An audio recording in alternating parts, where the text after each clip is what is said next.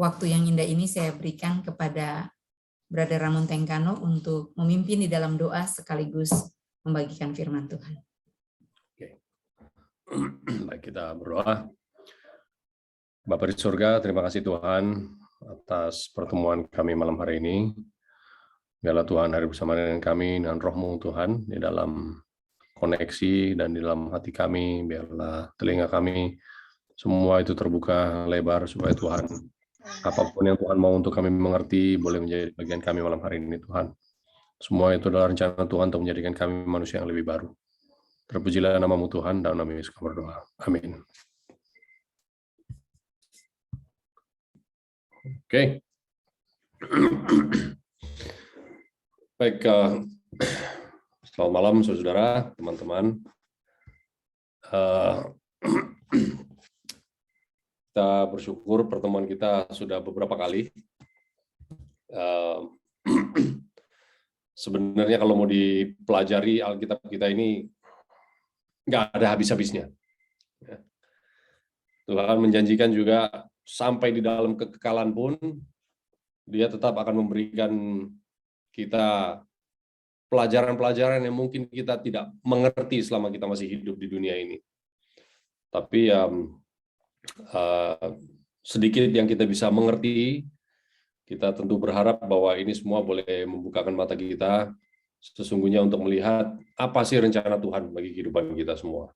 Nah, saudara dan saya tidak dilahirkan hanya untuk lahir, sekolah, cari uang, habis itu pensiun, lalu meninggal, mengharapkan nanti Yesus selamatkan.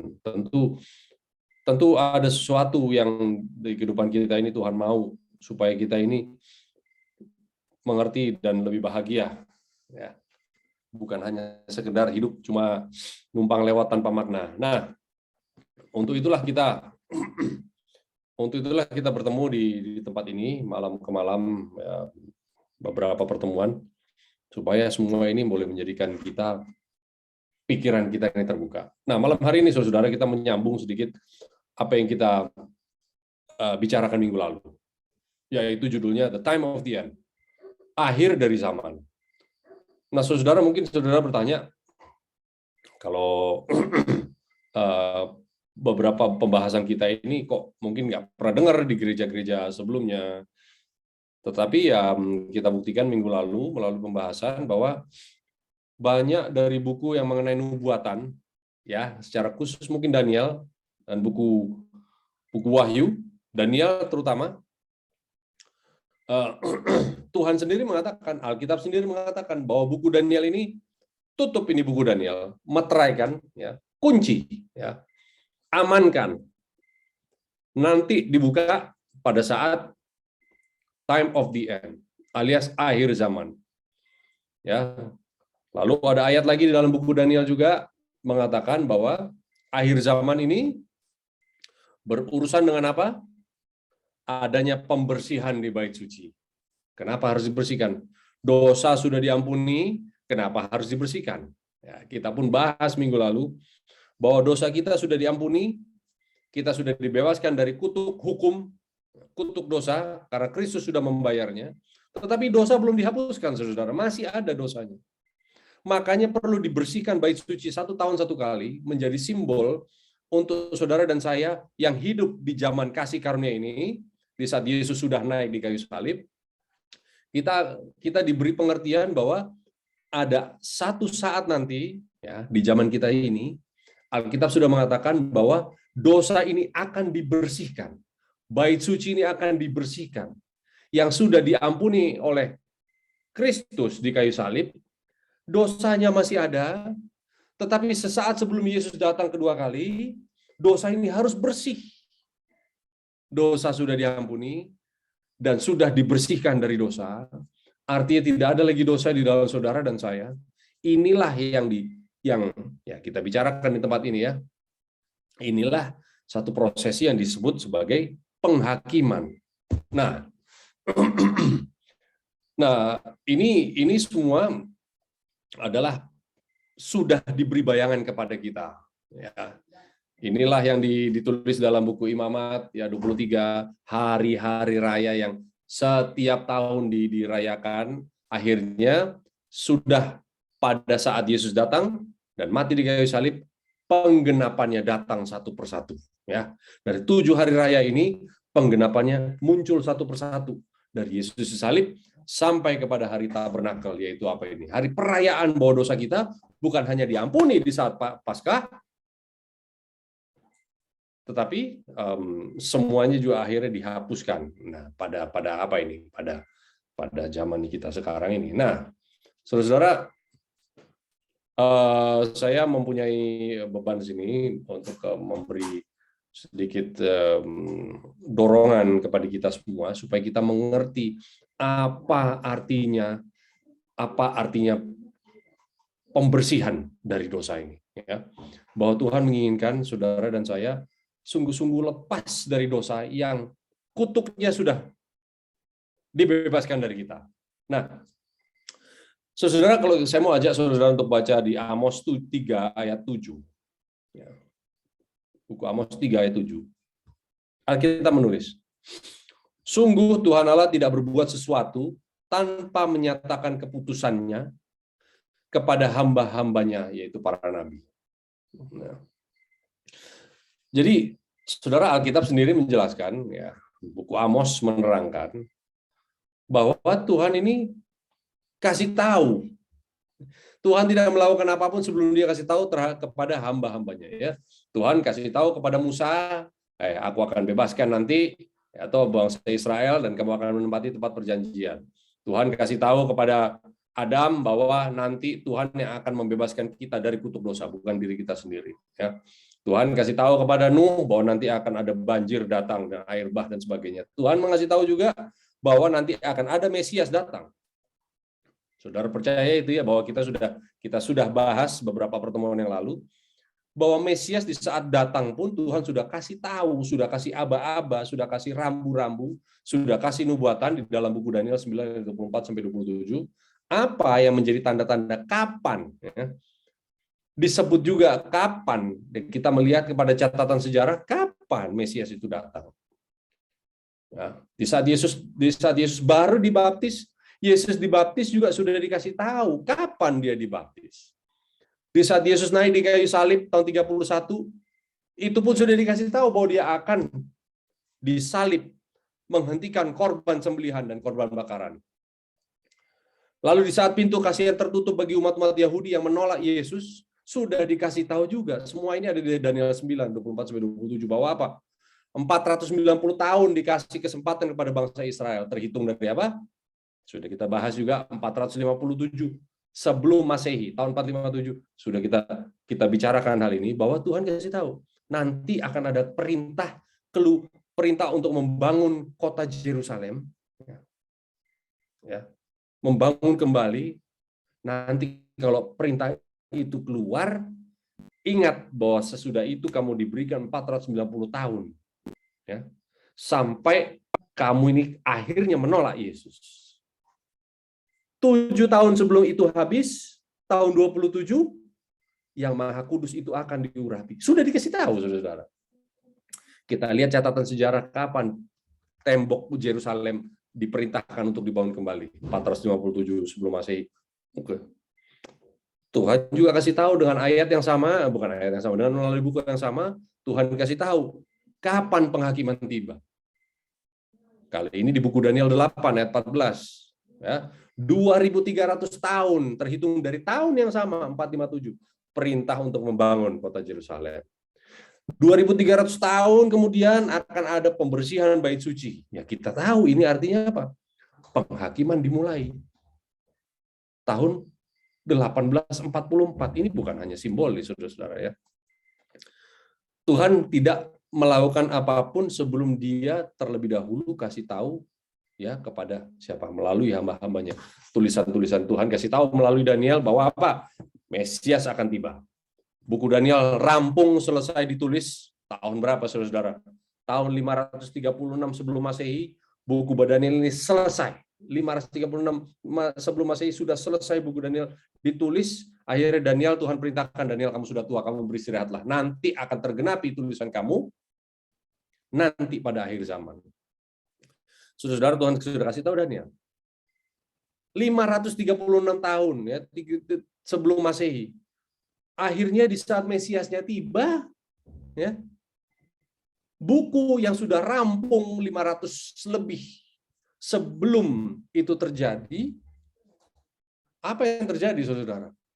Orang-orang yang mempunyai buku Daniel ini tidak lagi percaya kepada tulisan apa yang ditulis kepada buku Daniel. Sehingga di saat nubuatan ini tiba, apa yang terjadi dengan bangsa Yahudi yang punya buku-buku nubuatan?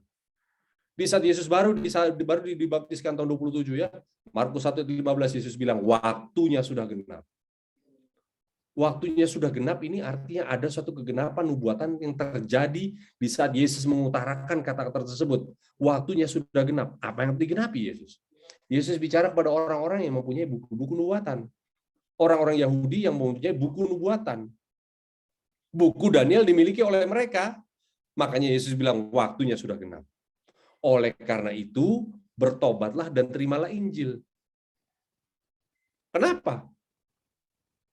Yesus katakan kepada orang-orang yang mempunyai buku nubuatan ini, dibilang waktunya sudah genap. Ada kegenapan nubuatan yang terjadi di saat saya berbicara seperti ini. Yesus katakan, saya lo baru dibaptis, dan ini tahun 27 Masehi. Kamu ingat itu buku Daniel sudah dituliskan 500 tahun lalu lebih. Menuliskan bahwa aku akan dibaptis 7 tahun sebelum 490 tahun ini berakhir. Yesus bilang ini spesifik, tanggalnya spesifik. Ya. Mesti orang-orang Yahudi tahu. Orang Yahudi tahu perintah ini diberikan membangun kota Yerusalem. Orang Yahudi tahu persis catatan orang Yahudi selalu detail, saudara-saudara. Tetapi kenapa orang Yahudi di saat mereka dikasih tahu bahwa waktunya sudah genap? Coba hitung kembali itu sudah berapa tahun kita berjalan sejak perintah itu keluar oleh Raja Artasasta. Sudah 490 tahun, kurang 7 tahun. 483 tahun. Inilah kamu lihat aku dibaptis, kamu lihat dari langit turun Roh Kudus. Dalam bentuk burung merpati, ada suara dari langit, inilah anakku pada siapa aku berkenan. Yesus katakan spesifik, inilah Mesias yang dijanjikan itu. Nah, saudara, Mesias dijanjikan itu dikasih buku nubuatan, bangsa Israel pada saat itu degil. Karena apa? Karena di saat Yesus bilang waktunya sudah genap, ada ajakan berikut, saudara. Waktunya sudah genap, oleh karena itu bertobatlah kamu dan terimalah Injil. Nah, saudara-saudara, kita nggak mau terima. Bangsa Yahudi tidak mau terima tanggalnya tersebut. Bangsa Yahudi nggak mau terima bahwa Yesus dibaptis sesuai dengan kegenapan nubuatan tersebut. Nggak mau terima. Kenapa? Karena mereka tidak mau bertobat. Lebih memilih jalannya sendiri.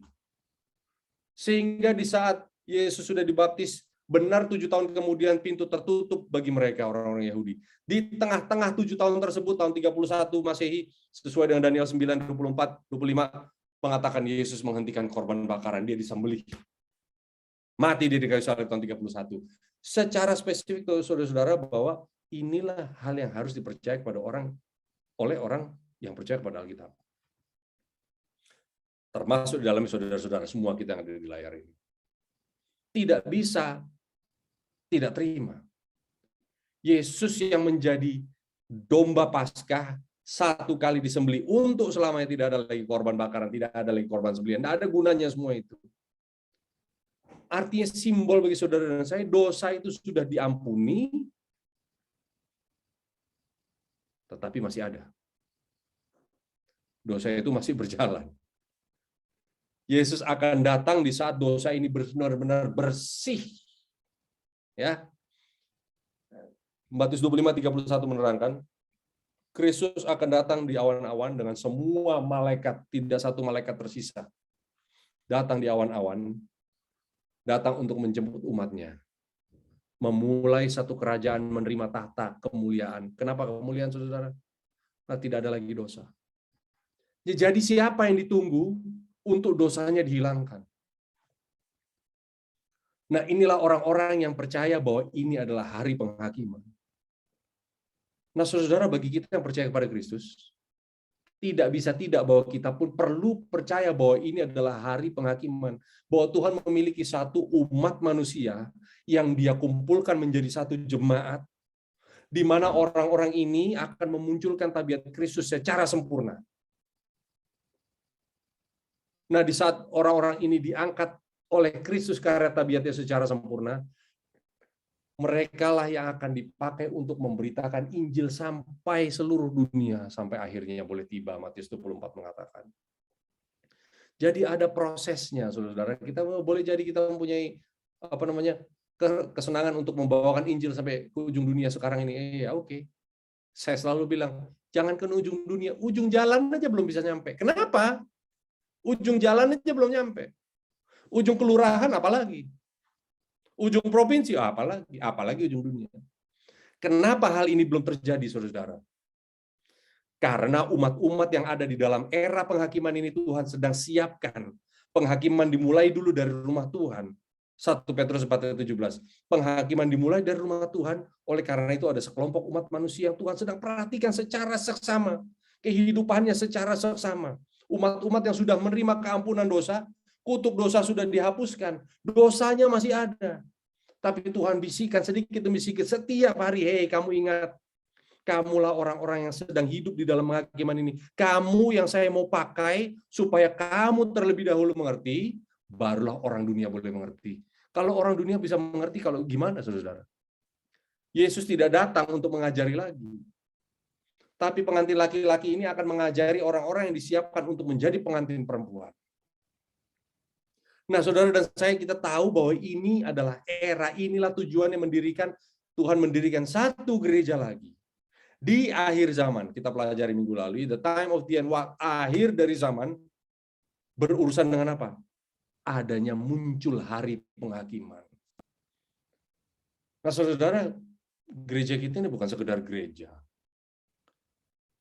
Gereja kita ini adalah suatu pergerakan. Gereja ini tidak terbatas oleh tembok, oleh bangunan, tidak terbatas oleh organisasi yang dibuat oleh manusia. Tetapi gereja ini adalah orang-orang yang sungguh-sungguh mau mengikuti apa kata firman. Ini adalah kumpulan orang-orang percaya. Boleh jadi kita punya surat-surat baptisan, tapi arti dari gereja ini lebih dari itu. Nah, saudara dan saya dipanggil untuk mengerti. Kita belajar banyak. Saya yakin di luar kesempatan belajar dengan saya pribadi, saudara sedang diberikan Roh Kudus untuk mengerti kenapa Tuhan adakan hari penghakiman. Sekali lagi saya katakan, setiap produk yang selesai keluar dari pabrik tidak langsung dijual, dipasarkan, harus diperiksa dulu, saudara. Oke, boleh jadi sudah sesuai dengan ketentuan para engineer. Produk ini keluar dari pabrik. Sebelum pabrik ini, barang ini dipamerkan, dipasarkan, diperiksa dulu. Nah, saudara-saudara yang menyelesaikan pemberitaan Injil, kita mau bawakan Injil. Yang membawakan Injil ini bukan lagi Kristus, tetapi manusia. Bagaimana kita membawakan Injil kalau kita sendiri belum mengerti Injil?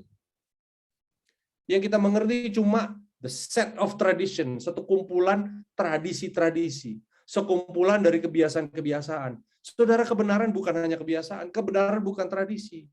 Kebenaran adalah Kristus yang sungguh-sungguh adalah kebenaran, membuat kebenarannya dipakaikan kepada kita, supaya di saat saudara dan saya ini mempunyai kebenaran kita ini yang seperti kain lara ini, boleh dianggap benar, ditutupi oleh kebenaran Kristus. Artinya apa? Kita mengaku kita ini tidak mampu. Dan di saat kita tidak mampu, kita mau bertumbuh. Orang-orang yang mengerti bahwa dia tidak mampu, dia akan bergantung kepada orang yang mampu. Orang yang bodoh, merasa dirinya bodoh, adalah orang yang paling banyak belajar.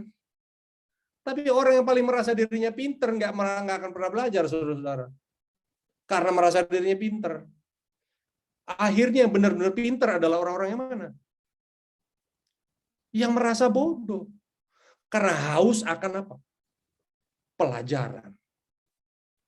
Orang yang merasa dirinya, kita tahu diri, aduh, apa yang saya lakukan ini jangan-jangan salah ya. Saudara, roh yang Tuhan titipkan kepada kita ini adalah orang yang akan selalu menegur kita, yang mengingatkan bahwa semua yang ada pada kita ini, kata-kata kita, isi hati kita, pikiran kita, cita-cita kita, semua yang ada pada kita ini, semuanya datang dari kedagingan.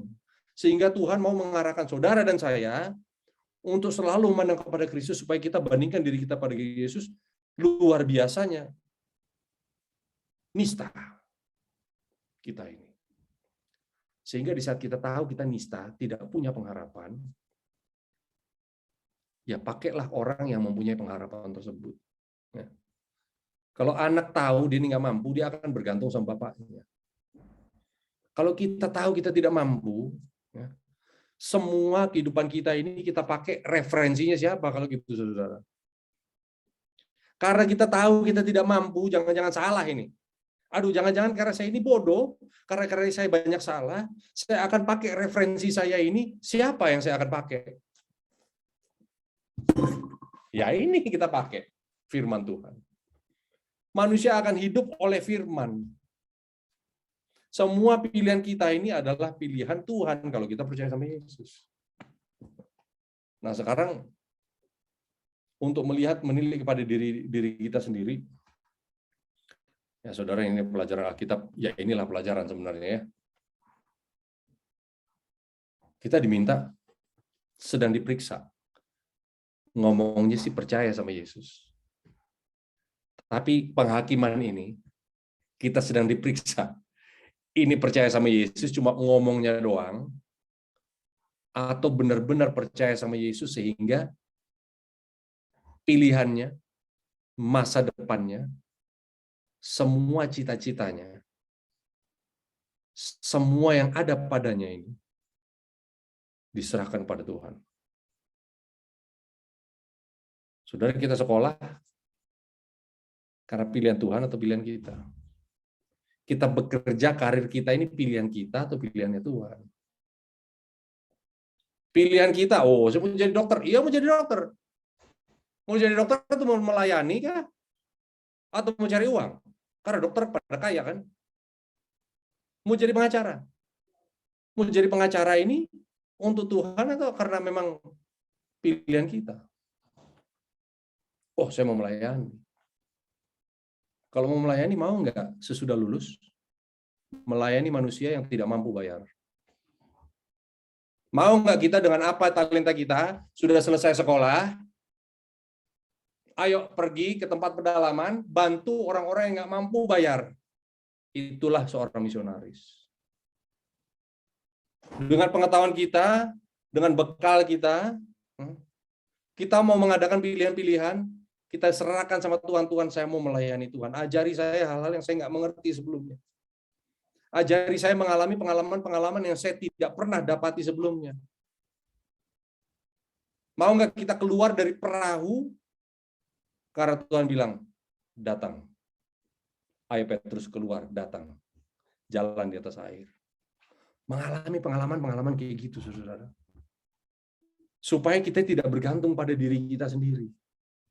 Karena pada ujungnya nanti ini, di saat penghakiman mau selesai, penghakiman kita tahu ya, sudah belajar dari penghakiman yang sudah diberikan tanda-tanda rambu-rambu. Amos 3:7, Tuhan tidak melakukan, Tuhan tidak memulai satu hari penghakiman sebelum dia kasih tahu kepada hamba-hambanya itu para nabi, kapan penghakiman mulai. Tuhan kasih tahu sama buku Daniel, penghakiman akan dimulai nanti di akhir zaman. Secara spesifik, Tuhan akan memulai penghakiman nanti 2300 petang dan pagi sesudah tahun 457, 1844 penghakiman dimulai. Oke, satu gereja muncul.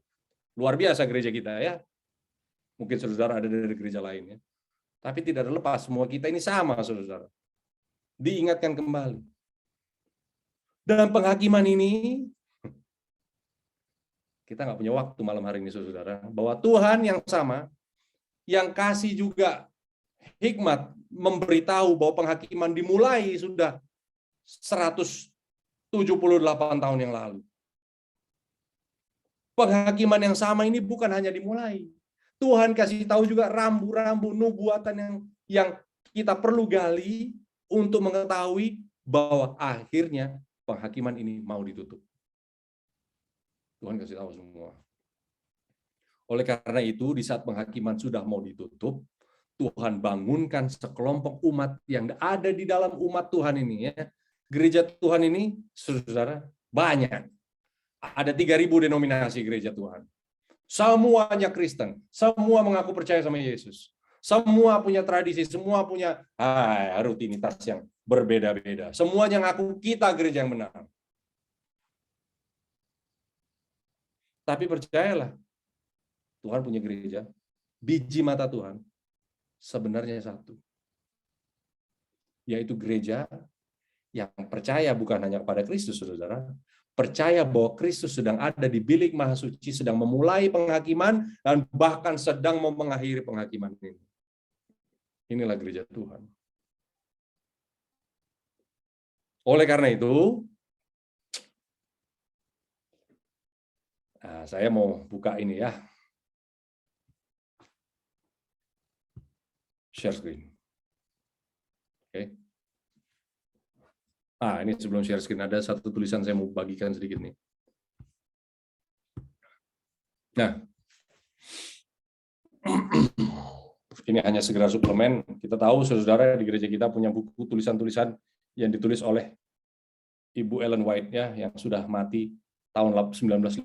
Sudah lebih dari 100 tahun dia meninggal. Tapi dialah mendirikan gereja pergerakan terakhir. Tuhan berikan dia hikmat, dan juga kita percaya bahwa, ya, pelajaran kita beberapa pertemuan lalu, kenapa Tuhan memberikan kita, Tuhan kasih tahu kepada Rasul Paulus ada tongkat Harun dan buli-buli isi mana di dalam tabut perjanjian, ya, dilihat oleh Paulus. Ibrani 9 ayat berapa itu, 4. Sementara buli-buli dan tongkat Harun bukan di dalam tabut perjanjian, tapi dulu ada di luar tabut perjanjian. Ini yang mempunyai makna signifikan bahwa Tuhan mempunyai umat yang khusus Tuhan pimpin, bukan hanya dengan Harun, Tuhan pimpin Harun bersama Musa, ya. Jadi pemimpinan gereja ini diberikan kepemimpinan secara struktur, secara manusia seperti Harun dari keturunan Lewi, ya. Tapi ada juga siapa, saudara? Seorang nabi dikembalikan kepada jemaat yang terakhir. Nah, inilah kita percaya tulisan-tulisan yang membuat kita ini akhirnya sadar. Saudara, pertemuan-pertemuan kita, beberapa pertemuan ini, berapa kali kita ketemu, ya? Mungkin sudah 6 kali mungkin. Bukan banyak, semua saya tarik dari apa? Tulisan-tulisan yang kita sebut sebagai tulisan roh nubuat, tulisan Nyonya Ellen White. Nah, inilah yang disebut, oke? Buku Testimonies of Ministers, halaman 115. Menuliskan kurang lebih begini, ya. Daniel stood in his lot to bear his testimony, which was sealed, ya. Daniel ini, ya, istilahnya mendapatkan bagiannya, ya. Buku Daniel ini dinyatakan, disingkapkan, ya, memberikan pernyataan kepada apa yang sudah dilihatnya, ya. Daniel menulis buku Daniel ini dimulai tahun 606, ya, mungkin sebelum 606 sampai 536 sebelum Masehi. 70 tahun mereka dia di Babylon, dan dia tulis buku-buku Daniel ini, ya, sampai 536 sudah selesai buku Daniel. Tapi buku ini dikunci, ditutup, ya. Ini ditulis oleh Daniel sendiri di Daniel 12 ayat 4 dan 9. Nah, tapi akan dibuka, ya. Nyonya White ini menulis Daniel ini akan dinyatakan, kesaksiannya akan digenapi, sementara buku ini ditutup, tetapi nanti digenapi until apa di sini, ya, kalimat pertamanya. Sealed until the time of the end. Buku Daniel ini ditutup, dikunci. Sampai kapan? Sampai yang disebut the time of the end. Inilah pembicaraan kita minggu lalu dan minggu ini. The time of the end. Buku Daniel dibuka. Kenapa fungsi buku Daniel dibuka? Karena buku Daniel inilah yang dimaksud oleh Amos 3:7. Tuhan tidak berbuat sesuatu sebelum dia terlebih dahulu memberitahu kepada umat-umatnya. Tuhan tidak mengasih tahu kapan akhir zaman dimulai sebelum Tuhan kasih tahu kepada Daniel kapan akhir zaman dimulai. Ya, minggu lalu kita sudah bahas bahwa akhir zaman itu dimulai di tahun 1798, di saat apa? Di saat penganiayaan yang begitu lama, 1260 tahun ini berakhir. Akhir zaman dimulai. Di dalam akhir zaman dimulai, ada hari penghakiman dimulai. Ya. Until the time of the end, when the first angel's message, ya, bisa digedein nggak nih? Should be proclaimed to the world. Oke, ini dulu ya kalimat pertama. Jadi buku Daniel akan disingkapkan, akan dibenarkan, dinyatakan, yaitu buku Daniel yang tertutup. Berapa tahun ya buku Daniel tertutup, saudara-saudara? 2022 tambah 536 sebelum Masehi. Paling enggak 2.500 ya. 2.550 tahun saudara buku Daniel tertutup. 1798 ditambah 536. 2.200 tahun buku Daniel tertutup. Akhirnya buku Daniel dibuka di saat 1798. Tuhan berikan hikmat kepada orang-orang Kristen yang di Amerika untuk mengerti apa isi buku Daniel, supaya apa? Dikasih tahu kapan penghakiman mau tiba. Nah, at the time of the end, ditulis di sini, di saat the first angel's message should be proclaimed. Apa ini kabar malaikat pertama? Ya, jadi saya stop share dulu. Oke. Nah, jadi buku, saya tulis ini aja ya. Judulnya masih The Time of the End.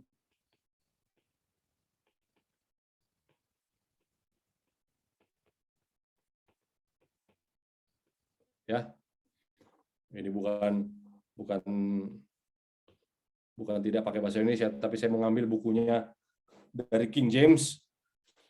Kenapa buku King James kita pakai? Walaupun ya kita bukan ahli bahasa Inggris di sini semua, tetapi kita tahu buku King James adalah bukunya Protestan. Karena bukunya King James ini adalah buku yang dibuat karena Raja James ini tidak percaya dengan salinan-salinan gereja Kristen yang berpusat di Roma. Ya, gereja Kristen di Roma itu sudah begitu terkontaminasi, banyak kata-kata yang diplesetkan, banyak yang akhirnya dihilangkan, dibuang. Dia kembali kepada salinan-salinan awal, ya, dari tulisan-tulisan Ibrani aslinya, kemudian ambil dari Textus Receptus dari tulisan Greka. Yang asli yang dituliskan oleh siapa? Para rasul yang disembunyikan begitu lama. Nah, inilah the time of the end ini, kalau Alkitab menulis frase the time of the end seperti ini. Ditulis di dalam 5 ayat. Mana itu? Minggu lalu. Daniel 8 ayat 17. Daniel 11 35. Daniel 11 ayat 40. Daniel 12 ayat 4. Daniel 12 ayat 9. Nah, saudara, ini kita simpulkan minggu lalu semua bahwa time of the end ini mulai kapan? 1798 Masehi. Oke. Nah, di dalam 1798 ini sampai sekarang 1798 sampai hari ini, akhir zaman ini berjalan. Kapan akhir zaman berakhir? Matius 25 ayat 31. Di saat Yesus datang di awan-awan dengan seluruh malaikat di surga. Yaitu di saat dia memulai suatu kerajaan kemuliaan, ya, kemuliaan Tuhan ini di saat apa? Dinyatakan tidak ada lagi dosa. Kapan ini terjadi? Di saat umat Tuhan siap. Ya. Nah, kalau ada tulisan Nyonya White juga, Nyonya White menulis di buku Christ Object Lesson halaman 69. Ya. Kapan Yesus datang? Kapan penuaian? Adalah di saat gandum itu matang. Di saat Yesus melihat tabiatnya secara sempurna dimunculkan pada umat-umatnya, disitulah dia akan tiba. Nah, saudara, Kalau pelajaran minggu lalu, kita menyimpulkan bahwa 1798 ini dimulai namanya time of the end, ya, TOE. 1798 juga adalah titik di mana, nah ini Nyonya White tadi tuliskan juga, di mana di buku Testimonies Ministers halaman 115. Kapan dimulai? Ada apa dengan time of the end? Pekabaran malaikat pertama. Apa ini artinya, ya? Bagi saudara yang sudah mengerti, ya saya rasa ini hanya mengulang. Tapi pekabaran malaikat pertama ini, nah dimaksud dalam tulisan ini adalah pertama dari yang 3.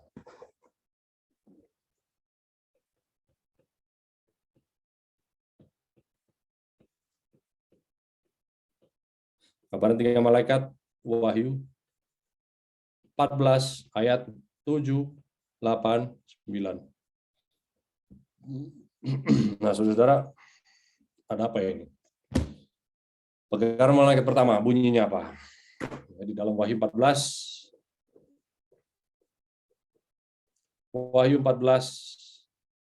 ayat berapa ini? Oke, dimulai dari ayat 6 ya. Dan aku melihat seorang malaikat lain di tengah. Nah, ini judulnya pekabaran 3 malaikat. Pekabaran 3 malaikat adalah pekabaran kapan? Kalau kita lihat secara konteks, Wahyu 14 bicara mengenai apa, saudara? Bicara mengenai sekelompok umat manusia yang disebut 144.000. 144.000 ini apa ini ditulis, ya? Aku melihat sesungguhnya anak domba berdiri di atas bukit Sion bersama dengan dia 144.000 orang. Dan di dahi mereka tertulis namanya dan nama bapaknya. Oke. Ini Wahyu 14 bicara mengenai akhir zaman. Akhir zaman ini ada sekelompok umat manusia yang disimbolkan oleh 144.000. Ya, sudah nggak usah bicara jumlahnya ini apa ya. Bukan jumlah ini, tapi simbol. Seperti apa 144.000 ini? Ini Yohanes diberi gambaran apa yang terjadi kapan? Di sini. Di ujung dari segala sesuatu, bukan hanya di time of the end, tetapi end of the time of the end. Di akhir dari akhir zaman, Yohanes diberi penglihatan. Ada sekelompok umat manusia yang sempurna. 14 ayat 4, mereka adalah orang-orang yang tidak mencemarkan dirinya dengan perempuan-perempuan. Apa ini perempuan, saudara-saudara? Ya, bukan secara jasmani, ya. Perempuan adalah simbol jemaat. Tidak dicemari dengan konsep-konsep jemaat yang lain, tidak ajaran-ajaran manusia, tetapi hanya memakai ajaran siapa? Ajaran Kristus. Orang-orang ini 144.000 ini berdiri secara sempurna. Mereka ditebus dari, kalau ditebus berarti orang apa ini? Berarti orang berdosa, ya, tadinya, ya. Tetapi ditebus dan mereka tidak mencemarkan dirinya dengan perempuan-perempuan. Artinya apa, saudara? Murni. Karena mereka ini murni seperti perawan, sama seperti perawan. Ya, tidak dicemari. Seperti perawan disiapkan untuk siapa? Pengantin perempuan disiapkan untuk pengantin laki-laki. Pengantin perempuannya siap, sudah dikasih baju seperti murni, makanya pengantin laki-lakinya datang untuk menjemput. Murni sama seperti perawan, mereka adalah orang-orang yang mengikuti kemana anak domba itu, kemana saja dia pergi. Siapa anak domba? Yesus. Yesus kemana, saudara? Yesus datang ke dunia, umat-umat ini menyambut.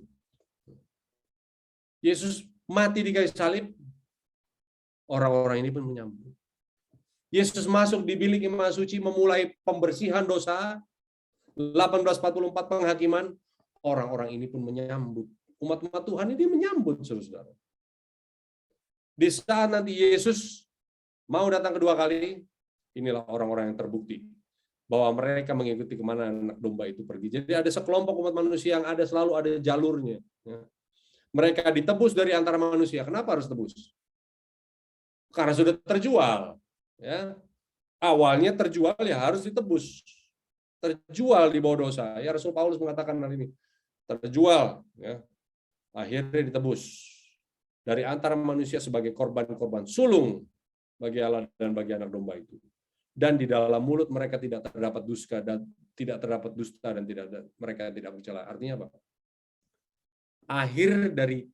Ujung dari akhir zaman ini akan muncul sekelompok umat manusia yang disebut 144.000 murni, saudara-saudara.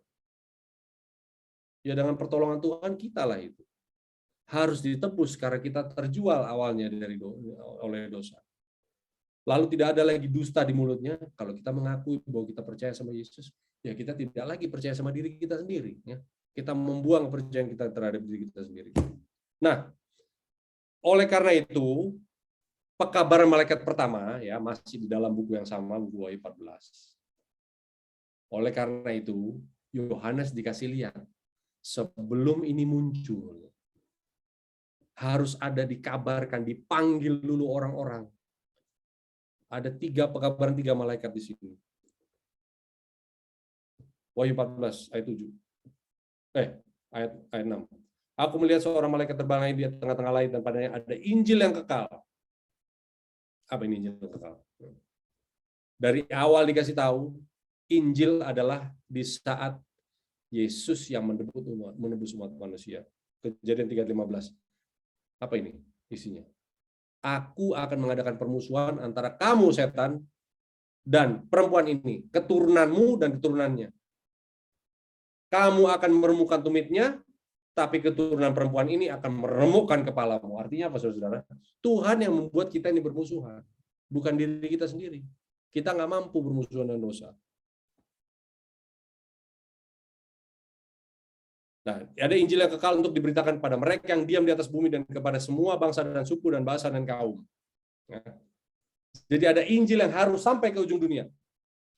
Dan dia berseru dengan suara nyaring, takutlah akan Allah dan muliakan Dia, karena telah tiba saat penghakimannya. Nah, ini ya. Pekabaran malaikat pertama yang ditulis yang dimulai di 1798 memanggil semua orang-orang yang percaya kepada Yesus, gitu, mau disiapkan untuk menyembah Tuhan yang menciptakan langit dan bumi dan semua mata air dan semua isinya, karena tiba penghakimannya. Jadi pekabaran malaikat pertama ini mengumumkan nanti akan ada penghakiman. Kapan penghakiman mulai? Kita tahu 1844 tadi dan minggu lalu ya. Penghakiman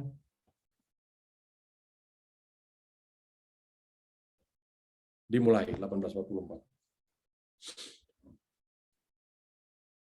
Terus ngapain kalau penghakiman?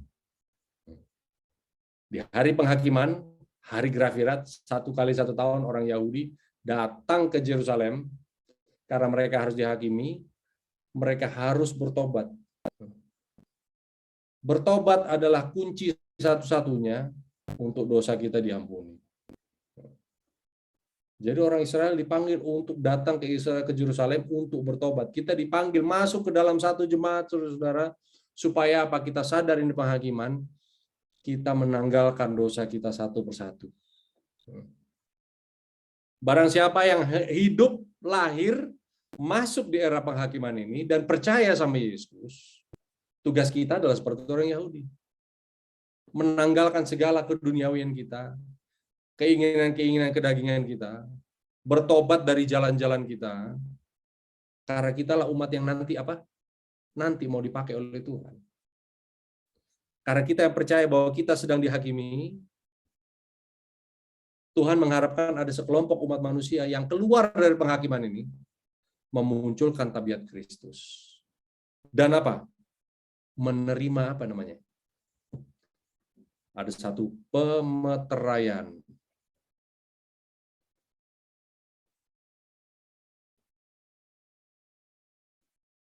Pemeteraian. Ya. Jadi ini hari penghakiman selalu berurusan dengan pemeteraian. Oke. Apa ini pemeteraian? Hari penghakiman ini kalau tanggal 10 bulan ke-7 tahun Yahudi, ya, ini adalah Yom Kippur. Ini adalah Rosh, namanya ya, Hasanah, kepala dari tahun. Hari pendamaian, hari penghakiman. Di saat mereka hari penghakiman itu, mereka katakan apa? Bagaimana mengucapkan satu sama lain? Semoga pemateraian ini selesai. Ya. Semoga kamu dimateraikan. Semoga kamu selesai dimateraikan. Ini ucapan mereka satu sama lain. Ya, semoga apa nih pemateraian, saudara? Ada satu meterai yang Tuhan mau berikan di dalam hari penghakiman itu. Apa yang meterai? Dalam ayat yang sama, takutlah Tuhan yang menciptakan, muliakan Dia karena telah tiba saat penghakimannya, yang menciptakan langit dan bumi, dan laut dan semua mata air. Apa ini? Ini adalah Sabat. Jadi di dalam satu penghakiman ini, dalam satu hari satu tahun ini, umat Tuhan yang datang kepada Yesus, percaya bahwa mereka dihakimi, mereka sedang mau diberikan materai. Hari Sabat bukan hanya hari kebaktian, saudara. Mau kebaktian hari Selasa, hari Rabu boleh. Tapi Sabat ini, kita terima atau tidak terima, sejak penciptaan dimulai ini bukan milik orang Yahudi. Sabat ini adalah miliknya Tuhan. Dari pertama penciptaan, dari kejadian, awal-awal kejadian itu, ya Tuhan memberikan satu simbol pada hari yang ketujuh dia beristirahat. Sabat ini mempunyai sifat yang kekal. Ini juga ditulis di dalam buku, bukan Taurat, tetapi hukum Musa, ya bukan hukum Musa, tetapi hukum Taurat, 10 hukum Tuhan ditulis oleh tangan Tuhan sendiri, bukan oleh Musa. Jadi Sabat ini bersifat kekal, menjadi perjanjian bahwa kita ini miliknya Tuhan. Sabat ini adalah suatu simbol bahwa kita ini meterai, kita dimeteraikan, dicap bahwa kita ini miliknya Tuhan. Sabat ini adalah istirahat. Rest. Apa ini rest? Banyak saudara kalau mencari istinya rest ya.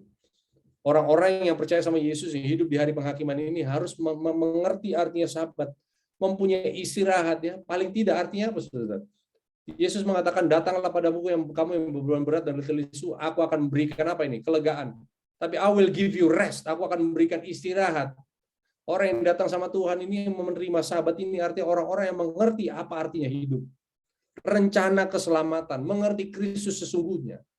Inilah materai yang diberikan. Nah, ada ayat, ini kita hanya, lalu ada malaikat kedua, malaikat lain ya, ayat Wahyu 14 ayat 8. Sudah rubuh. Dan seorang malaikat lain, malaikat kedua, menyusul dia dan berkata, sudah rubuh Babel, kota besar itu yang memabukkan segala bangsa dengan anggur hawa nafsu campur. Saudara, kita mungkin nggak punya waktu banyak. Ada satu sistem yang didirikan ya. Babel ini ya kotanya, kerajaannya sudah tidak ada. Kerajaan Babylon ini di saat bangsa Israel ditawan di Babylon, Raja Nebukadnezar bawa ini semua orang-orang Yahudi ke pengasingan, tapi tidak lama sesudah itu bangsa Babylon ini sudah lewat eranya, ya, digantikan oleh kerajaan Media Persia. Tapi konsep-konsep Babylon ini terus masih dipelihara. Tapi dikatakan di sini Babel sudah rubuh. Jadi ada Babel yang rubuh. Yang mana yang tidak rubuh? Jadi ada Babel rubuh. Aduh, kembali lagi, ini panjang kita punya diskusi. Saya tidak mau bahas malam hari ini. Apa itu Babel kalau gitu? Babel adalah sistem yang tidak menerima bahwa ini adalah penghakiman. Kurang lebih begitu aja ya. Jadi di saat pekabaran malaikat pertama diberikan, mengatakan bahwa penghakiman dimulai. Sebelum penghakiman dimulai, Babel rubuh. Apa artinya Babel? Apapun yang dipercaya oleh manusia di luar dari Kristus. Bukan hanya itu. Yang tidak jatuh adalah yang percaya kepada Yesus, dan mereka juga percaya bahwa ini adalah hari penghakiman. Nah, sesudah itu, ada pekabaran malaikat yang lain, yang satu lagi, pekabaran malaikat yang ketiga. Dan seorang malaikat lain, malaikat yang ketiga menyusul mereka dan berkata dengan suara nyaring, kalau seorang menyembah patung binatang dan patungnya itu akan menerima tanda pada dahinya atau pada tangannya. Nah, saudara, Tuhan memberikan pekabaran malaikat kedua. Di dalam hari penghakiman ini Tuhan memberikan pekabaran malaikat ketiga untuk diberitakan kepada seluruh dunia. Artinya apa ini kepada kita satu gereja? Bahwa ada satu tanda, yang mana ini? Ada satu sistem penyembahan yang akan dipaksakan pada akhirnya. Kalau kita lihat, jikalau seorang menyembah binatang dan patungnya itu akan menerima tanda pada dahinya atau pada tangannya, maka dia akan minum anggur murka Allah yang disediakan tanpa campuran dan dalam cawan murkanya, dan dia akan disiksa dengan api dan belerang di depan mata malaikat-malaikat kudus dan di depan mata Anak Domba. Maka asap api yang menyiksa mereka itu naik sampai ke selama-lamanya, dan siang dan malam mereka tidak henti-hentinya disiksa, yaitu mereka yang menyembah binatang serta patungnya itu, dan barang siapa yang telah menerima tanda namanya. Yang penting di sini ialah ketekunan orang-orang kudus yang menekuti perintah Allah dan iman kepada Yesus. Jadi siapa yang menerima tanda di dahi mereka? Apa ini tandanya? Kita mundur chapter atau bab atau pasal sebelumnya.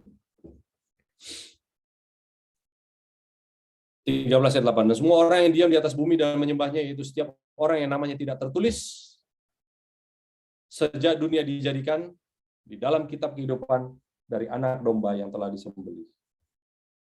Barang siapa bertelinga, hendaklah dia mendengar. Barang siapa ditentukan oleh ditawan, dia akan ditawan. Barang siapa ditentukan oleh dibunuh oleh pedang, dia harus dibunuh dengan pedang. Dan di sini yang penting adalah ketabahan dan iman orang-orang kudus. Ya. Saudara-saudara, Wahyu 13 ayat 8. Yang penting di sini adalah hikmat. Barang siapa yang bijaksana, baiklah dia menghitung bilangan itu, karena bilangan itu adalah bilangan seorang manusia dan bilangannya ialah 666. Nah, saudara, ujung dari hari penghakiman ini, sebelum segala sesuatu selesai, Tuhan akan mengizinkan iblis untuk menganiaya umat-umat Tuhan. Banyak orang-orang mengatakan, oh nanti ada 666, nanti kalau kita pakai kartu kredit, ya ini ada yang bilang, wah ini vaksin adalah 666, dipaksakan supaya yang tidak menerimanya tidak bisa berjual beli. Banyak spekulasi yang menuliskan, kalau kita baca tulisan-tulisan manusia, ya tulisan para ahli, ya, orang-orang membaca Alkitab. Tetapi sebenarnya orang-orang yang menerima tanda binatang itu adalah orang-orang yang tidak menerima materai. Orang yang tidak menerima materai akan otomatis kemudian dia akan menyembah binatang dan patungnya itu.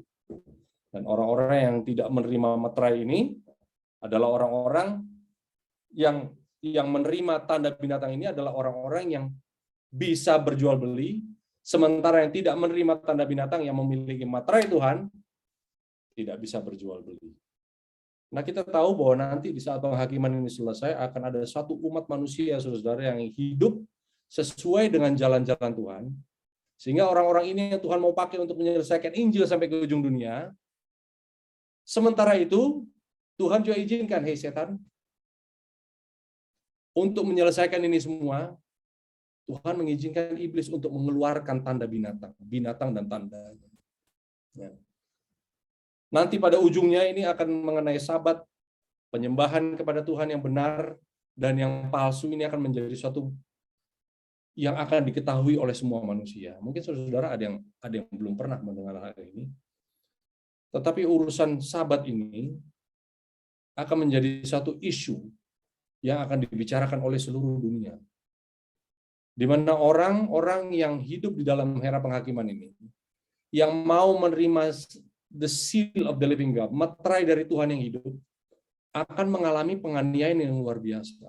Kenapa? Karena iblis membuat suatu counterfeit. Apa ini? Sabat yang palsu. Babel ini merubah hukum dan hari. Daniel 7 ayat 25, 24, 25 ya.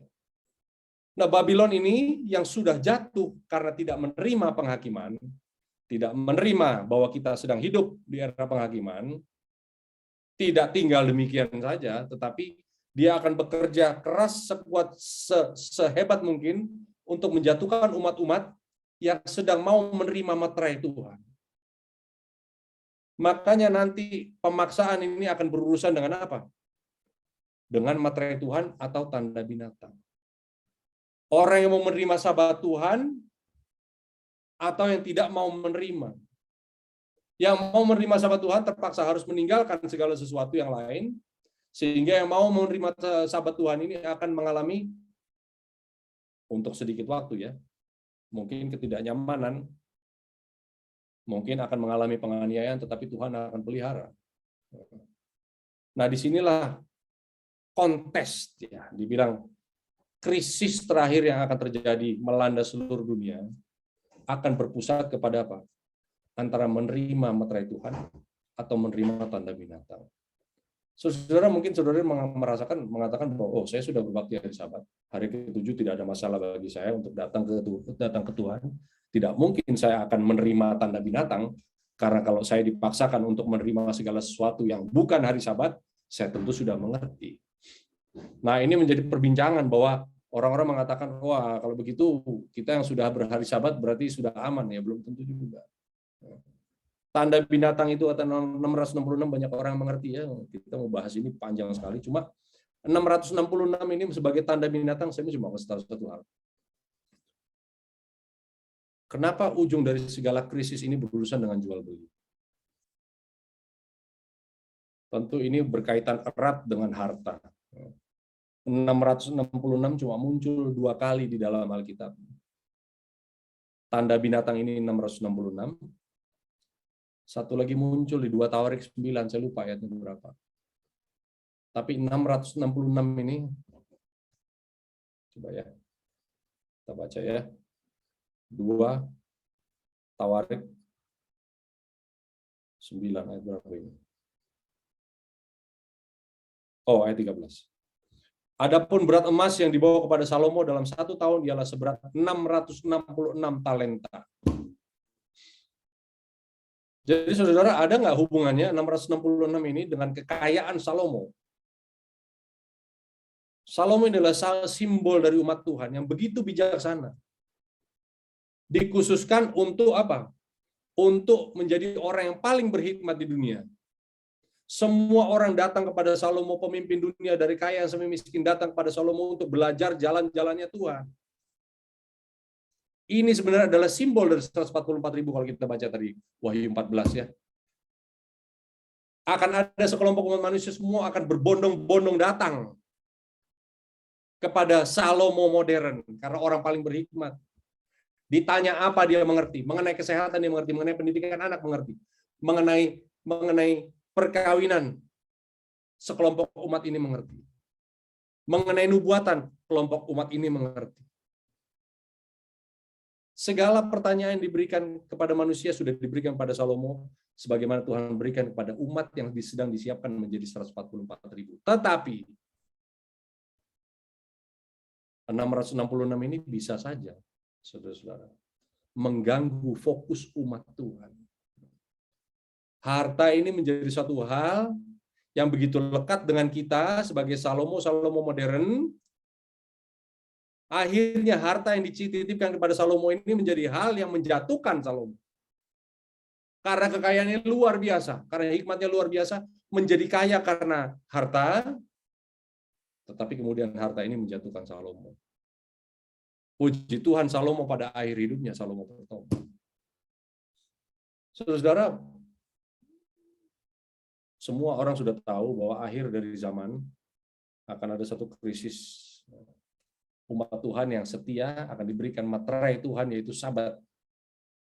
karena tidak mau menerima tanda binatang, tidak mau menerima yang lain. Tetapi bagi kita yang mau menerima hikmat, ya, menerima materai dari Tuhan, orang-orang ini disiapkan untuk tidak tunduk dengan dunia. Artinya bagi kita yang hidup di zaman modern ini, dalam era penghakiman ini, adalah orang-orang yang diharapkan untuk hidup sebagaimana orang-orang Yahudi hidup satu kali dalam satu tahun, tanggal 10 bulan 7. Menanggalkan segala kepentingan dunia mereka, tidak bekerja. Hanya seumur hidup mereka ini memikirkan bagaimana caranya bertobat, bagaimana caranya untuk hidup baru. Nah, saudara, tentu ini menjadi satu pelajaran bagi kita. Saya rasa malam hari ini sekarang sudah jam 8. Tapi inilah inti dari penghakiman, inilah inti dari akhir zaman. Tuhan menyiapkan sekelompok umat di mana penghakiman ini sudah mau berakhir. Tuhan berikan tanda, Tuhan sedang membangunkan setiap umat supaya mengerti apa artinya Sabat, lebih dari sekedar hari perbaktian. Mengerti memiliki materai Tuhan yang hidup, artinya kita percaya kepada Kristus, menerima jalan-jalannya, supaya di saat kita disiapkan, kita sudah menerima, Tuhan akan izinkan setan, hei iblis, silakan keluarkan tanda binatangmu itu untuk menganiaya seluruh manusia. Tapi aku sudah punya umat-umat yang akan berdiri menyelesaikan pemberitaan Injil, mereka tidak takluk dengan tanda binatang itu. Apapun resikonya, walaupun tidak bisa berjual beli. Oke, saudara-saudara, ada pertanyaan sejauh ini? Oke, terima kasih Brother Ramon. Jika saudara-saudara mau bertanya, silakan langsung raise hand atau unmute. Mungkin Landa Samangun mau bertanya, silakan Landa. Langsung boleh di-unmute.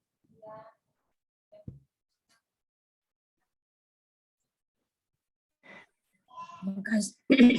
Ibu, terima kasih atas kesempatan yang diberikan kepada saya.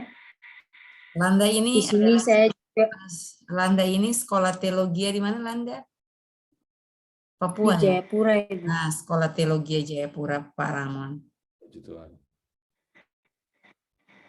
Ini saya mau bertanya mengenai pertanyaan dosen saya.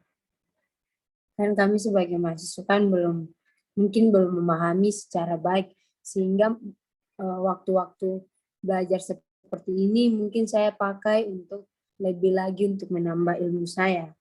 Amin. Kalau pertanyaan yang dari saya tadi berbicara tentang penghakiman. Penghakiman berarti ini awalnya itu dari dosa. Nah, dosa ini dilakukan oleh manusia. Manusia yang dilakukan pertama itu manusia di Taman Eden. Manusia pertama itu. Nah, kalau berbicara tentang dosa itu, pasti Tuhan tahu semua dosa-dosa kita. Pertanyaannya, kalau tentang kemahatauan Tuhan, pertanyaan dosen saya itu, kalau memang Tuhan Maha Tahu, mengapa Tuhan mau menciptakan manusia yang akan berbuat dosa, sedangkan Dia itu tahu? Itu mungkin pertanyaan dari saya cuma sampai. Terima kasih. Puji Tuhan, ya. Saudara, kuasa Tuhan tidak terbatas. Tuhan bisa menciptakan segala sesuatu, melakukan apapun. Tapi Tuhan membatasi dirinya dari satu kuasa, yaitu kuasa untuk mengambil pilihan manusia. Justru karena kasih yang begitu dalam, kebebasan untuk memilih diberikan 100% kepada manusia. Kalau kita tidak diberikan kebebasan memilih, berarti Tuhan ini memprogram kita seperti robot. Gitu? Diprogram hanya untuk tunduk kepada Tuhan. Tapi justru karena kasih Tuhan ini termanifestasi, ya, tercermin melalui apa? Memberikan kita kebebasan. Ya. Kalau saya punya anak, saya program hanya untuk menyayangi saya. Anak itu tidak mengasihi saya sepenuhnya. Ya. Manusia ini diajarkan untuk mengasihi sepenuhnya, bukan karena diprogram, bukan karena takut hukuman, bukan karena ingin imbalan, tetapi manusia akan memilih. Ya, kalau kita memilih seseorang, kita nggak mungkin memilih, saya nggak mungkin memilih perempuan yang mau sayang sama saya hanya karena dia takut. Kalau kamu tidak sayang sama saya bunuh kamu. Ya, dia tidak akan menyayangi saya sepenuhnya. Makanya Tuhan berikan kebebasan memilih. Nah, di saat manusia jatuh ke dalam dosa, tentu ini ada suatu hal yang memang terbukti bahwa Tuhan tidak membinasakan manusia serta-merta hanya karena mereka melakukan dosa. Tetapi Tuhan izinkan untuk mereka mengadakan pilihan sendiri. Nah, di saat mereka mengadakan pilihan, disitulah mereka memilih karena atas dasar kasih yang sempurna. Ya. Kalau manusia yang berdosa habis itu dimusnahkan, kita bikin lagi manusia yang baru. Dia berbuat dosa dimusnahkan. Berarti Tuhan ini bukan Tuhan yang mengasihi, tetapi Tuhan yang mempunyai totalitarian, atau Tuhan yang memang diktator. Ya, Tuhan kita bukan Tuhan yang diktator. Tuhan mau kita mengasihi Tuhan sebagaimana seorang memilih untuk melakukan yang benar, memilih untuk mengasihi. Ya, Tuhan menciptakan manusia yang jatuh ini, kemudian manusia ini untuk memilih mengikut Tuhan, sehingga pilihan-pilihannya akan merefleksikan kasih yang sesungguhnya. Begitulah. Tuhan tidak membinasakan manusia. Hanya karena apa? Hanya karena manusia jatuh ke dalam dosa. Tapi Tuhan kasih pilihan. Dikasih rahmat-Nya yang penuh dengan berkepanjangan, akhirnya manusia akan mengambil pilihannya. Begitulah sekiranya bisa menjadi jawaban. Terima kasih ya Pak. Pak Ucok Panggabean ada tangannya ini. Ucok angkat tangan, silakan Pak Ucok. Oke, makasih. Selamat malam, brother. Selamat malam. Itu kan kita udah di pekabaran malaikat yang kedua atau ketiga sekarang ini. Nah, ya sebenarnya pekabaran malaikat. Iya, pertanyaannya bagaimana dengan saya yang saya lakukan bukan mengabarkan pekabaran malaikat itu. Saya kan dakwah ke Islam nih. Ya. Jadi baru mengenalkan Yesus ke orang gitu, itu masuk pekabaran. Maksudnya apa, saya nggak apa namanya, atau apa udah out of date pekabaran saya gitu kan. Sekarang itu pekabaran ada tahun sekian, pekabaran 1, malaikat 1, malaikat 2, malaikat 3. Sementara saya berkutat baru memperkenalkan Yesus. Ya. Bagaimana itu, brother? Apakah ini tidak apa-apa atau apa-apa yang saya lakukan ini gitu? Wah, ini menarik ya, Pak Ucok Panggabean. Ini sebenarnya pekabaran ini adalah pekabaran kepada kita, Pak Ucok. Gitu. Pekabaran pekabaran malaikat pertama ini kepada siapa? Kepada orang yang percaya kepada Yesus. Gitu. Dipanggillah kalau kamu percaya sama Yesus, ingat bahwa ini kita sedang mau masuki penghakiman. Kenapa ada penghakiman? Karena sebelum Yesus datang kedua kali harus diperiksa dulu. Gitu. Injil harus selesai. Diperiksa dulu, nih kalau produk sudah keluar dari pabrik, benar nggak ini? Speknya benar nggak? Dicek dulu nih. Inilah era penghakiman.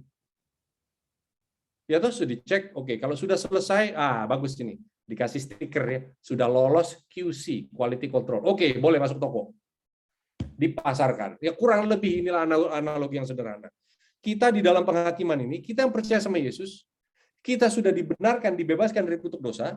Sekarang harus di dalam era penghakiman ini memunculkan tabiat Kristus sepenuhnya melalui pilihan-pilihan kita, karena kita sedang dihakimi.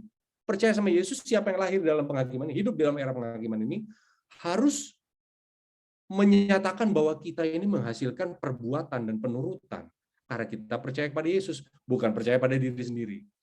Nah, ini sebenarnya pekabarannya adalah pekabaran kepada kita. Kita dulu, kita dulu yang dihakimi. Orang lain gimana? Ya, orang lain itu kita memang memberikan pekabaran mengenai Kristus. Kita tidak memberikan pekabaran ini, nanti ada Babel, ini adalah gereja Roma yang sudah merubah hukum dan hari ini. Saya rasa bukan itu porsinya mereka.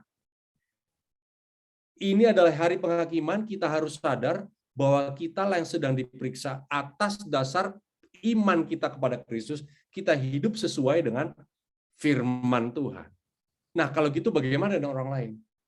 ya kita kabarkan kepada orang lain apa dulu? Yaitu siapa Kristus. Jadi kalau Pak Ucok mengabarkan siapa Kristus, ya itu sudah benar. Ini adalah proses pertumbuhan kita di saat kita mengerti hari penghakiman. Sementara itu kalau gitu apa artinya menginjil? Ya kita berbicara kepada siapapun yang kita temui, mengenai apa? Ya mengenai siapa yang kita sembah. Boleh jadi kalau mereka tertarik dan mereka mengerti, masuk ke dalam pengertian lebih dalam, baru kita ajak, oke, inilah kita yang percaya sama Yesus. Di saat akhir zaman ini mau tiba, ada era namanya penghakiman. Oh, kalau Tuhan berikan mereka kesempatan untuk ikut di dalam pergerakan kita, ya tentu kita akan ajarkan juga hal ini. Tapi bukan artinya terlambat, oh kita outdated, bukan. Pekabaran kita kepada orang yang memang belum percaya kepada Yesus, ya kita kabarkan Yesus.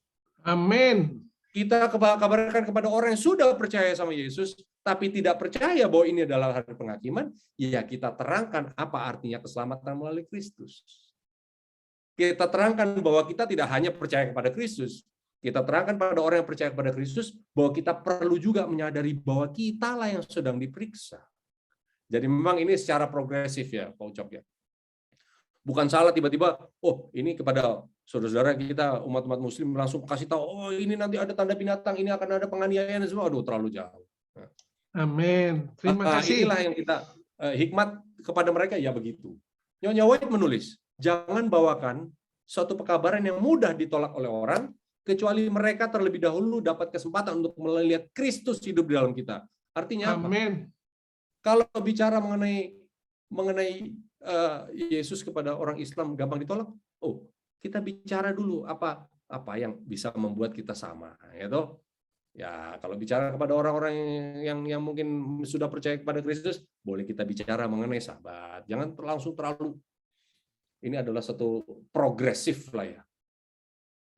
Oke. Tapi pekabaran kita yang paling penting adalah ini, bukan secara teorinya kita berikan mengenai Kristus, ukuran sukses penginjilan, ukuran suksesnya kita membawa Kristus kepada semua orang adalah apa? Adalah di saat orang bisa melihat Kristus dalam kehidupan kita. Amin. Ya, gitulah. Amin. Ini kenapa saya tanya? Karena seperti ada komentar teman saya yang ya udah kelas-kelas penceramah juga yang seolah-olah sepertinya kalau present truth itu bukan itu penggabean itu. Jadi seperti makasih bang out of date pekabaran saya ini gitu loh. Jadi makanya saya tanya itu memang ada isu yang apa seolah-olah kurang pas pekabaran saya ini. Sekarang udah pekabaran 3 malaikat, sekarang udah masanya ini gitu-gitu. Ya, makasih terangannya. Makasih Pojok. Untuk kita mengerti ya apa artinya pekabaran 3 malaikat ini, bahwa Tuhan sedang memeteraikan kita. Yang tidak percaya bahwa ini penghakiman, mereka sudah jatuh di Babel. Tuhan sedang memberikan pekabaran malaikat 3. Kita sedang mau dimeteraikan, ini artinya. Ini untuk kita. Tapi untuk orang yang nggak ngerti, ya kita harus menata fondasinya dulu. Amin. Kalau terlalu ini ya udah keburu lari duluan, Pak. Untuk kita, oke, kita perlu mengerti. Inilah waktunya. Makanya waktunya untuk kita ini bertumbuh, ya pergi ke sana, beritahu mengenai Kristus. Amin. Terima kasih. Thank you, Bang Ucok. Gimana kabarnya? Baik. Puji Tuhan, baik. Ya, sebenarnya nggak rumit-rumit sih pelajaran-pelajaran kita. Sebenarnya kalau bisa dibikin rumit, bisa kelihatan rumit, tapi enggak. Kita cuma diajak menyadari bahwa Tuhan sedang mau memberikan meterainya, sabatnya kepada kita ini, supaya kita ini dinyatakan menjadi miliknya.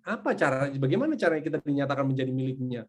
Bahwa di saat kita keluar dari pabrik, karena kita percaya kita kepada Yesus, kita harus dicek dulu nih, fungsinya benar nggak nih? Di saat kita percaya kepada Yesus, benar nggak menghasilkan pilihan-pilihan seperti Yesus? Ini didesain untuk menyala, kalau di telepon bisa dipakai, diperiksa, benar nggak fungsinya? Atau cuma kelihatan luarnya doang? Gitu. Artinya kita perlu menyadari bahwa penghakiman ini yang sebentar lagi sudah mau selesai, itu pelajaran juga bisa berjam-jam juga ya. Kita sedang dituntut untuk menghasilkan pilihan-pilihan seperti Yesus. Kalau Yesus melayani, kita pergi melayani. Amin. Begitulah, teman-teman. Amin. Mungkin Apakah ada lagi yang mau bertanya? Silakan langsung unmute.